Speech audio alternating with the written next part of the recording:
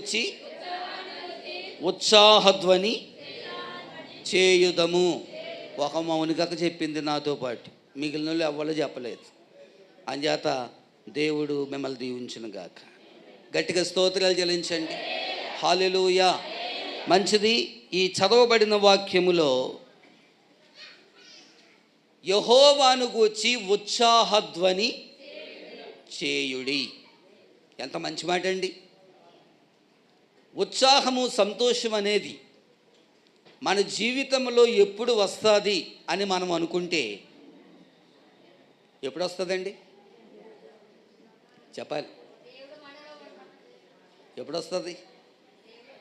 నిజమైన సంతోషం, మనకు ఉత్సాహం రావాలంటే సంక్రాంతికి వస్తుందా? లేకపోతే మన పుట్టినరోజులకు వస్తాయా? లేకపోతే సీరియల్ చూస్తూ వస్తుందా సంతోషం? సినిమా చూస్తూ వస్తుందా? ఏం చూస్తూ వస్తుంది? ఎవరి ముఖం చూస్తూ వస్తుంది? ఎవరి సన్నిధికి వెళ్తే వస్తుంది? దేవుని సన్నిధికి వెళ్తే ఉత్సాహం అనేది ఉంది. మనకి ఆరాధన చేస్తే ఉత్సాహం అనేది ఉంది. వాక్యము చదివితే ఉత్సాహం ఉంది. ప్రార్థన చేస్తే ఉత్సాహం ఉంది. దేవుని యొక్క అభిషేకాన్ని పొందుకుంటే ఉత్సాహం అనేది మన జీవితంలో ఉంది. మనకున్నటువంటి ఉత్సాహం, మనకున్నటువంటి సంతోషం ఈ లోకములో ఎవ్వరికీ ఉండదన్నమాట. అంత సంతోషం, అంత ఉత్సాహం దేవుడు మనకు దయచేశాడు. దేవునికి స్తోత్రం. ఒకసారి ఉందండి, జనాలు గలిబిలవుతున్నారు.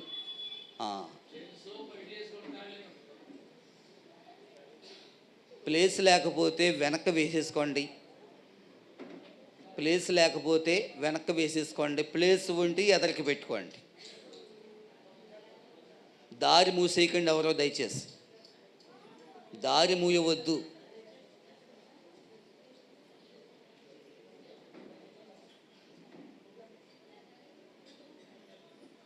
ఆనంద్ కుమార్ గారికి శైలి ఇచ్చేయండి, కూర్చుంటారు ఏదో చోట. ఓకే ఓకే, అందరూ నిశ్శబ్దంగా ఉండండి. గట్టిగా స్తోత్రాలు చెల్లించండి. హల్లెలూయా, హల్లెలూయా. నిజమైన ఉత్సాహం, నిజమైన సంతోషం దేవుని సన్నిధిలో ఉంది. అలాగ సంతోషపడిన వారు, ఉత్సాహపడిన వారు, సంతోషముతో ఆరాధన చేసేవారు, సంతోషముతో దేవుని యొక్క సన్నిధిని వెదికేవారు చాలామంది భక్తులు మనము చూస్తూ ఉన్నాం. చాలామంది ప్రవక్తల్ని చూస్తూ ఉన్నాం. చాలామంది ప్రవక్త్రీలు మనము చూస్తూ ఉన్నాం. అనేక మంది బిడ్డలు సంతోషముతో దేవునిని స్తుతించాలని, ఘనపరచాలని, మహిమపరచాలని ఆయన సన్నిధికి. ఒక విషయం ఏంటో తెలుసా? మనలో బాధ ఉంటే కానీ, ఎప్పుడైతే బాధ ఉంటుందో, ఎప్పుడైతే దుఃఖం కలుగుతుందో, ఎప్పుడైతే కన్నీరు ఉంటుందో, ఆ దినమంది సంతోషపడే దినాలు ఇస్తాడు మనకి. దేవునికి స్తోత్రం. హల్లెలూయా. ఎవరిలో అయితే దుఃఖము లేకుండా, వేదన లేకుండా, ఏమండి సంతోషము కలిగి ఉంటారో అది నిజమైన సంతోషం కాదు. నిజమైన సంతోషం ఎవరికి ఉంటుందంటే బాధల్లో ఉన్నవారికి, వేదనలో ఉన్నవారికి, దుఃఖములో ఉన్నవారికి. కన్నీటిని నాట్యముగా చేస్తాను అంటాడు ఆయన. దేవునికి స్తోత్రం. హల్లెలూయా. అందుకని ఇక్కడ భక్తుడు మనకు సెలవిస్తూ ఉన్నాడు, రండి మీరందరూను దేవుని గూర్చి ఉత్సాహధ్వని మనం చేద్దాము. మీరెవ్వరూ కూడా మౌనంగా ఉండడానికి వీలు లేదు. ప్రతి ఒక్కరము కూడా ఆయన సన్నిధిలో ఉండి ఆయనకు మనము కనబడాలి. ఆయన సన్నిధిలో ఉత్సాహముతో మనము ఆరాధన చేయాలి. ఉత్సాహముతో స్తుతి గీతాలు పాడాలి. ఉత్సాహముతో వాక్యానుసారంగా నడవాలి. ఉత్సాహముతో నిండైన మనస్సుతో దేవుడు మనకి ఇస్తాడు అని భక్తుడు మనకు సెలవిస్తూ ఉన్నాడు. దేవునికి స్తోత్రం. హల్లెలూయా. అందుచేత దేవుని యొక్క బిడ్డలారా, మనకు నిజమైనటువంటి ఉత్సాహం, నిజమైన సంతోషం నీవెప్పుడు వాక్యం చదువుతావో, ఎప్పుడు వాక్యం ధ్యానిస్తావో, ఎప్పుడు మనసారా నా దేవుడు నా ప్రక్కన ఉన్నాడని నీవు దుఃఖములో ఉండి సంతోషపడతావో నిజమైన సంతోషం దేవుడు నీకు ఇస్తాడు. దేవునికి స్తోత్రం. హల్లెలూయా. ఈ లోకంలో సంతోషం కావాలంటే యేసయ్య దగ్గరికి రావాలి. యేసయ్య దగ్గరికి రావాలి. ఆలోచన చేస్తే సంతోషం వస్తుందా? లేకపోతే ఓ రోజు భోజనం అంతా మానేసి ఉపవాస దీక్ష చేస్తే సంతోషం వస్తుందా? రాదేంటి. నిజమైన సంతోషం కావాలంటే దేవుని సన్నిధికి రావాలి. నీవు నేను ప్రతి వారము కూడా ఆయన సన్నిధికి వెళ్ళవలసిందే. ఆయన సన్నిధికి వెళ్ళకుండా ఇంటి దగ్గర ఎలా కూర్చోగలం?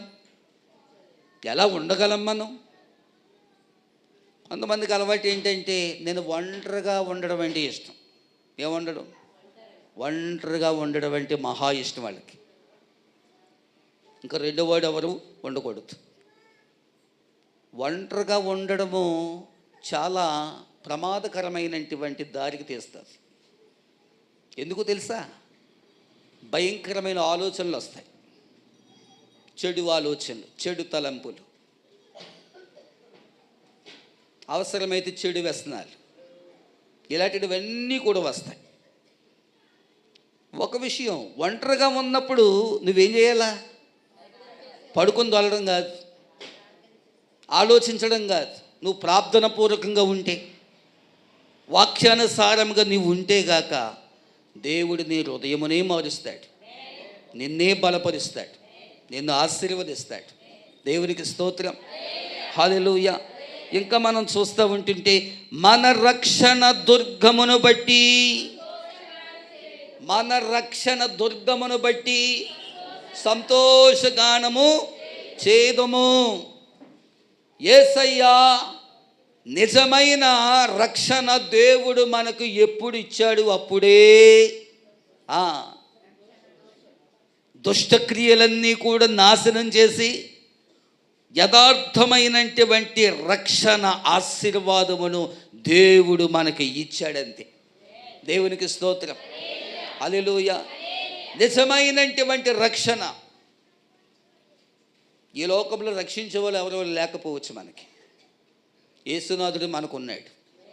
ఆయనే రక్షించగలడు, ఆయనే రక్షణ ఇవ్వగలడు, ఆయనే మనలను ఆత్మీయముగా ప్రభు మనలను నడిపించగలడు. దేవునికి స్తోత్రం. హల్లెలూయా. ఈ నూతన సంవత్సరములు ఎలా ఉండాలంటే, ఏదో మొదటి తారీఖు కదండి, మొదటి వారమే కదండి, ఇది రెండో వారమే కదండి, నెలలో జరుగుతున్న 3 కూటాలే కదండి, ఫస్ట్ నెల కదండి, సంతోషంగా ఉందామంటే సరిపోదు. ఎప్పటిదాకా ఉందాం? అది సంగతి. సంవత్సరం అంతా కాదు, బ్రతికి ఉన్న కాలం వరకు కూడా ఏం చేయాలి? సంతోషముతో ఉండాలి. దేవునికి స్తోత్రం. హల్లెలూయా. అందుకనే మనం పాడుకుంటూ ఉన్నాం, రండి యెహోవాను గూర్చి, రండి యెహోవాను గూర్చి ఉత్సాహగానము. ఆయనే మన పోషకుడు, నల్మదగిన దేవుడని. ఆయనే మన పోషకుడు, నమ్మదగిన. రండి యెహోవాను గూర్చి ఉత్సాహగానము చేసేదము. రండి యెహోవాను గూర్చి కష్ట నష్టములెల్లున్నా, పొంగు సాగరలెదురైనా, కష్ట నష్టములెల్లున్నా, పొంగు సాగరలెదురైనా, ఆయనే మన ఆశ్రయం. ఇరుకులో ఇబ్బందులలో ఆయనే మన ఆశ్రయం. ఇరుకులో ఇబ్బందులలో, ఇరుకులో ఇబ్బందులలో రండి, యెహోవాను గూర్చి ఉత్సాహగానము చేసేదము.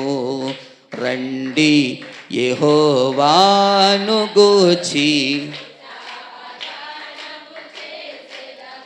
ఆహా హల్లెలూయా, ఆహా హల్లెలూయా, ఆహా హల్లెలూయా, ఆహా హల్లెలూయా, హల్లెలూయా, హల్లెలూయా. దేవుని బిడ్డలారా, నిజమైన సంతోషం, ఆనందం మన జీవితంలో దేవుడు మనకు దయచేస్తానని ప్రభు వాగ్దానం చేశాడు. వాగ్దానం చేసిన వాడు నమ్మదగిన వాడైన. అందరము వాగ్దానాలు తీసుకుందాం.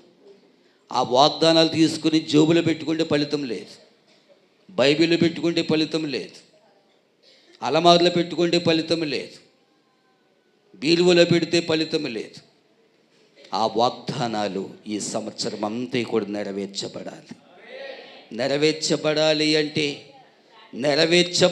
అంటే ప్రార్థనా శక్తితో దేవుని యొక్క సన్నిధితో పెనుగులాడాలి. దేవునికి స్తోత్రం, హల్లెలూయా. దేవుని బిడ్డలారా, ఆయన ఇచ్చిన వాగ్దానాలు వేల కొలది వాగ్దానాలు. ఆయన ఇచ్చినటువంటి కృప, శాశ్వతమైన కృపా ధన్యత దేవుడు మనకి ఇచ్చాడు. యెహోవాను గూర్చి మనమందరము కూడా దేవుని యొక్క సన్నిధిలో స్తుతిగానాలు పాడుతూ, సంతోషిస్తూ, హర్షిస్తూ దేవుని యొక్క సన్నిధిలో యథార్థమైన మనసుతో, యథార్థమైన హృదయముతో దేవుని సన్నిధిలో ఆరాధన చేయాలి మనం. దేవునికి స్తోత్రం, హల్లెలూయా. యథార్థమైన మనసు కలిగి ఉండాలి మనం. యథార్థమైన భక్తితో కలిగి ఉండాలి. యథార్థమైన స్థిరత్వం అనేది కలిగి ఉండాలి మనం. ఏ వ్యక్తికైతే యథార్థమైన మనసు ఉంటుందో, యథార్థమైన తపన ఉంటుందో, యథార్థమైన భక్తి ఉంటుందో, వారు మాత్రమే యేసయ్యను ఆరాధన చేయగలరు. ప్రైజ్ ది లార్డ్, హల్లెలూయా.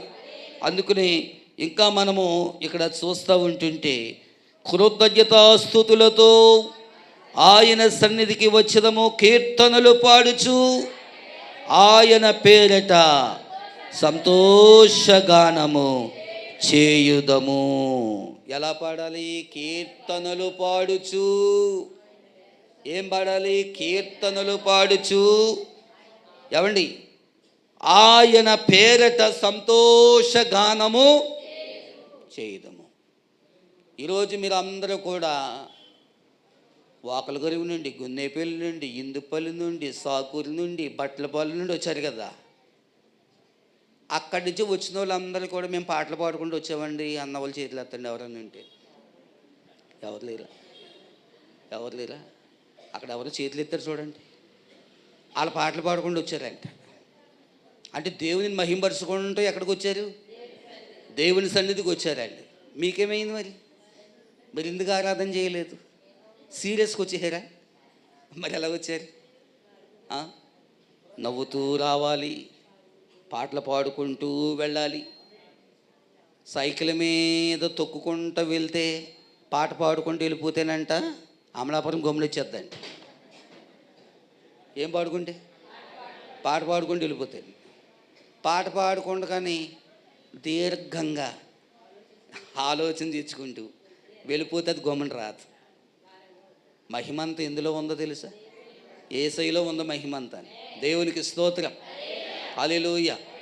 ఏమండి? బాప్తీసానికి వెళ్ళినప్పుడే పాటలు కాదు, అర్థమవుతుందా? బాప్తీసాలకు వెళ్ళినప్పుడే కాదు, అక్కడి నుంచి వచ్చినప్పుడే కాదు, ఈ చర్చి ముగింపు అయిపోయిన తర్వాత కూడా మనం ఏం చేయాలి? ఆరాధన చేసుకుంటూ ఇంటికి వెళ్ళాలి. ఆరాధన చేసుకుంటూ ఇంటికి వెళ్తే వచ్చేవాళ్ళు చూసేవాళ్ళు అందరూ మనం చూసి ఏమనుకోవాలి? నిజమైన భక్తులు అంటే వీళ్ళే అనుకోవాలి. ప్రైజ్ ది లార్డ్, హల్లెలూయా. ఎక్కడైనా ఆరాధన చేసుకోవచ్చు మనం. ఎసరు పెట్టామనుకోండి,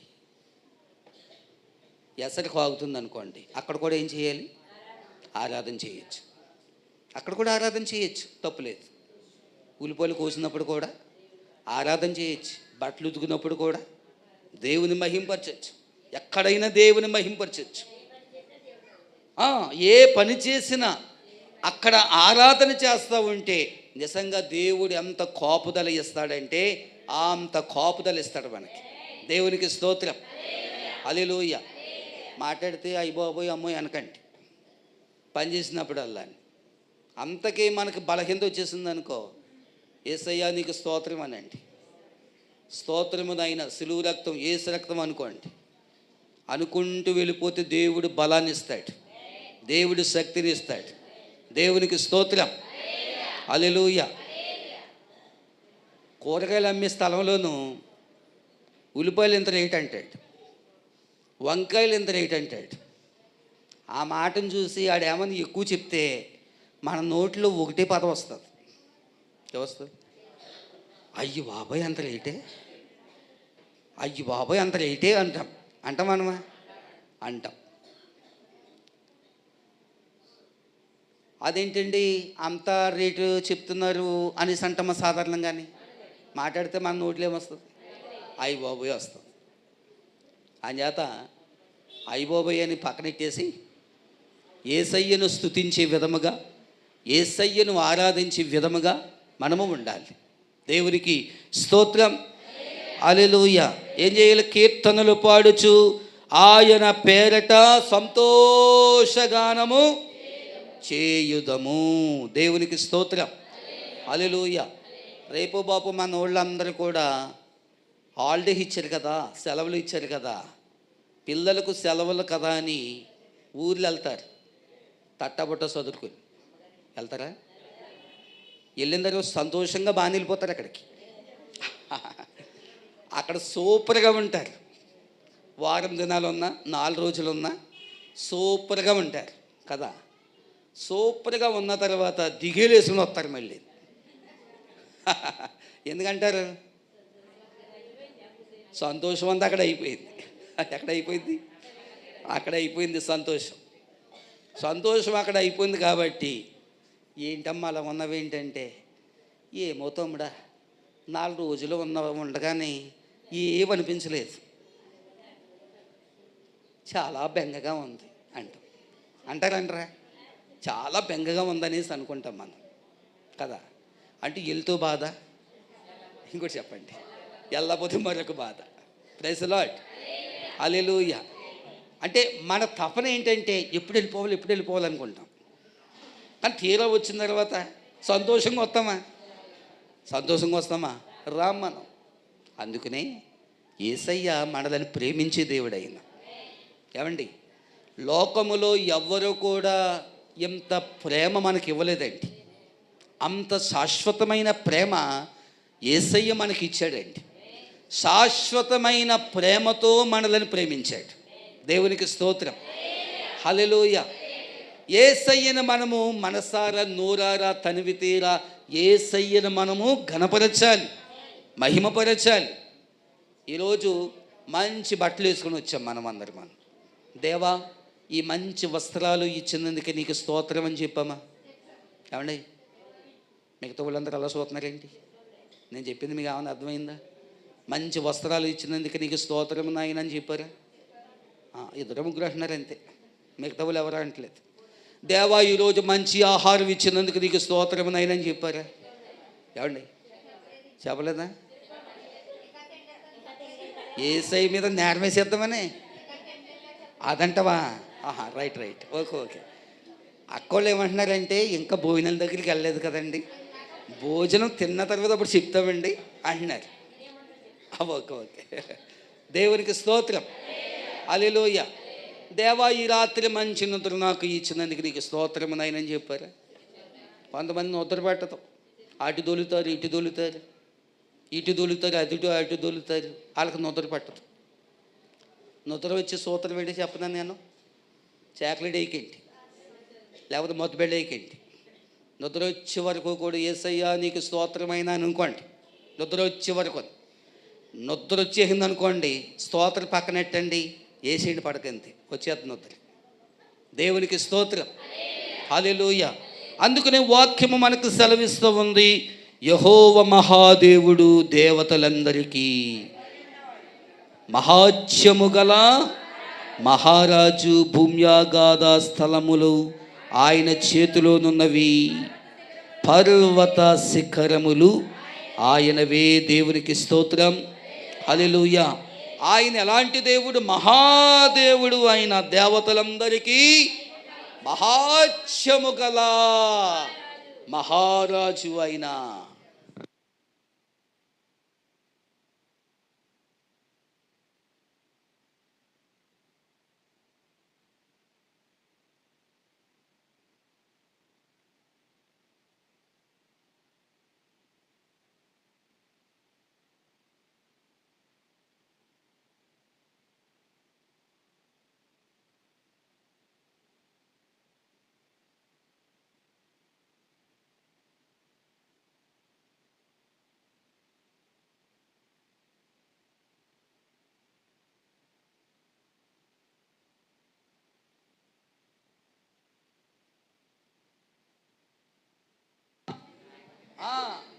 ఈ లోకములో ఎవ్వరి మాట అయినా యేసయ్య మాట వినవలసిందే అందరూ కూడా. దేవునికి స్తోత్రం, హల్లెలూయా. నోరు లేని దేవతలైనా, నోరున్న వాళ్ళైనా, ఎవరైనా ఎవరి మాట వినాలి? దేవుని మాట వినవలసిందే. దేవునికి స్తోత్రం, హల్లెలూయా.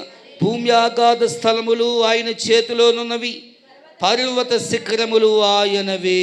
సముద్రము ఆయనది, ఆయన దాన్ని కలుగజేసెను, ఆయన హస్తములు భూమిని నిర్మించెను. సముద్రము అంతయు కూడా ఎవరిది? దేవునిదే. దేవుడే నిర్మించాడు. సముద్రం అంతయు కూడా దేవుడే నిర్మించాడు. పర్వత శిఖరములు అన్నీ కూడా దేవుడే ఏం చేశాడు? నిర్మించాడు. ఆయనే సృష్టించాడు. దేవునికి స్తోత్రం, హల్లెలూయా. ఎంత మంచి గొప్ప దేవునిని మనము ఆరాధన చేస్తూ ఉన్నామంటే, మనము స్తుతిస్తూ ఉన్నామంటే, మనము ఘనపరుస్తూ ఉన్నామంటే, మనము భజన చేస్తూ ఉన్నామంటే, ఆయన సన్నిధిలో ఆయన మనకు ఇచ్చినటువంటి శ్రేష్టమైనటువంటి కృప మాత్రమే. దేవునికి స్తోత్రం. ప్రభు ఈ మాటలను మెండుగా దీవించి నడిపించి బలపరచునుగాక.